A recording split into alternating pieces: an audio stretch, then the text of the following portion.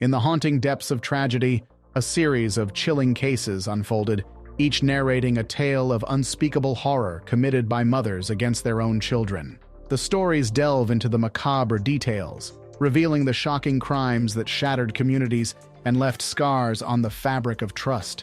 From an Indiana mother who brutally stabbed her children after her marriage crumbled, to a Minnesota woman driving with her son's lifeless body in the trunk, the narratives expose the darkness that resides within familial bonds. As we explore these distressing cases, the question lingers: what could drive a mother to commit such heinous acts against her own flesh and blood? The case of Brandy Worley. In the early hours of November 17, 2016, Brandy Worley made a chilling 911 call in Montgomery County, Indiana, admitting to fatally stabbing her two children. This tragedy unfolded following her husband Jason's decision to seek a divorce due to Brandy's revealed infidelity. The couple, married in 2009 with two children, had previously separated but reconciled for the sake of their kids. Tensions escalated when Jason discovered Brandy's affair, prompting him to file for divorce. On the tragic night after a family dinner, Brandy lured her children, Tyler and Charlie, into a sleepover before fatally stabbing them. The motive was rooted in her husband's divorce decision, leading to a horrific act of violence, with the police finding the children with deep neck lacerations. Brandy, who attempted suicide, was arrested, treated for her wounds, and later convicted of 2 counts of murder. Initially pleading not guilty with an insanity defense in mind, she changed her plea to guilty in January 2018. Brandy received a 120-year prison sentence on March 19, 2018, maintaining an emotionless demeanor throughout the proceedings despite the opportunity to speak. The tragedy of Julissa Thaler. In May 2022, 29-year-old mother Julissa Thaler was arrested in Minnesota after a police report about her driving with a blown-out tire and a shattered rear window. A subsequent search of her car revealed a shocking scene: the lifeless body of her 6-year-old son in the trunk, shot multiple times.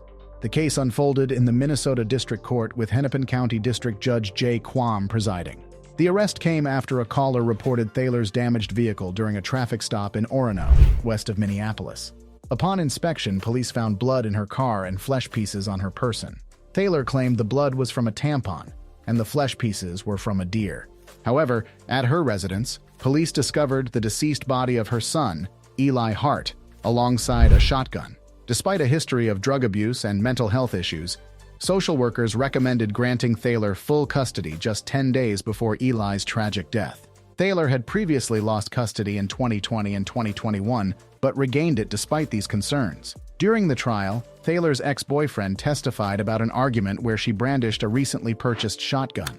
In January 2023, Thaler was found guilty of first- and second-degree murder, receiving a life sentence without parole. Despite her lack of remorse, Thaler's defiant outburst during the proceedings ended with a vulgar display as she left the courtroom. The tragedy of Shanynthia Gardner. In the Shelby County Criminal Court, Judge James Lamy oversees the case of Shanynthia Gardner, a 35-year-old mother who, on July 1, 2016, murdered 4 of her 5 children in their Shelby County apartment.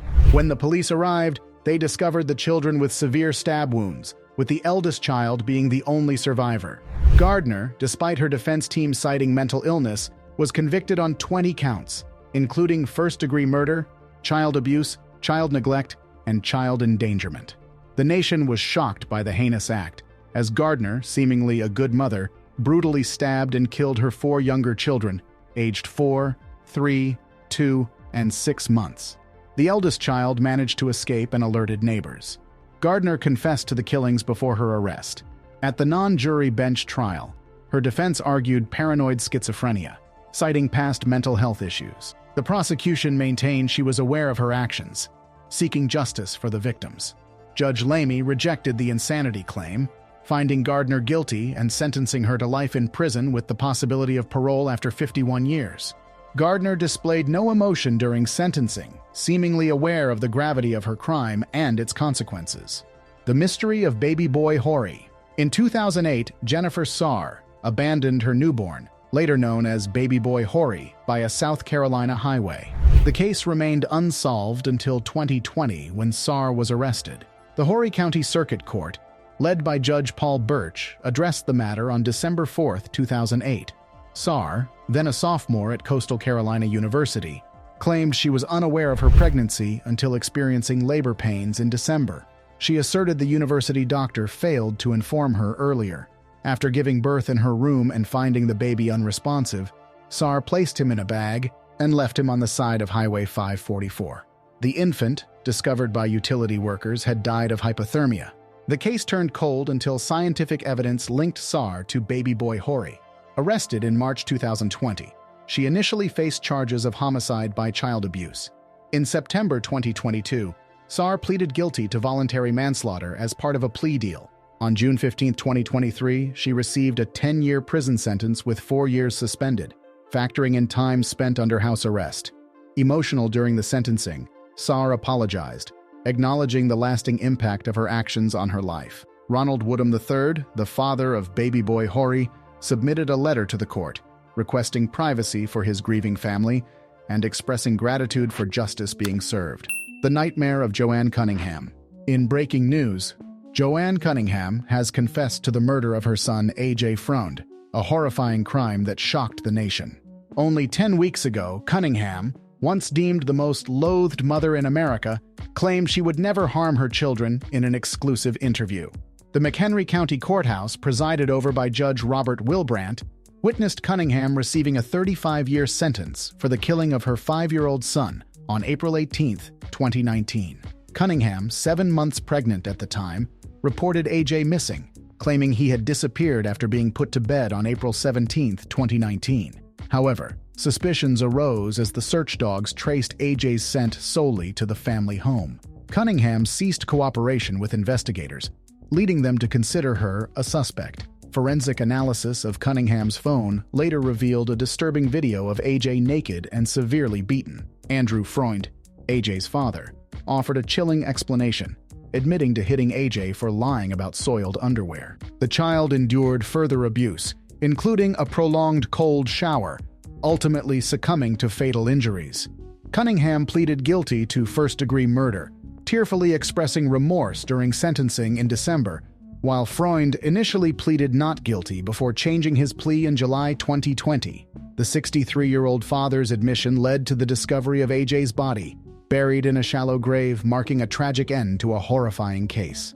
The tragedy of Caitlin Marin. In Nashua, New Hampshire, Caitlin Marin, a mother charged with murdering her 3-year-old daughter, Brielle Gage, has been sentenced to 45 years to life in prison by Judge Charles Temple.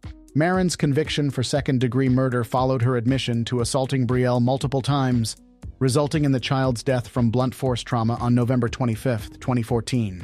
The case, described as particularly egregious by prosecutors, unfolded when Nashua police responded to a medical call at Marin's residence, finding Brielle badly beaten. Marin confessed to beating her daughter to death, citing incidents related to bedwetting and searching for food in the kitchen. An autopsy revealed over 50 injuries, leading to Marin's arrest. Despite previous instances of abuse reported by the Division of Children, Youth, and Families, Marin continued her violent actions. The sentencing brought a semblance of justice, though the tragedy of Brielle's death remains a somber reality. These stories, while deeply unsettling, underscore the importance of staying informed and vigilant. Subscribe to our channel for more in-depth explorations into true crime and societal complexities. Thank you for joining us on this somber journey, and remember to subscribe for more thought-provoking content.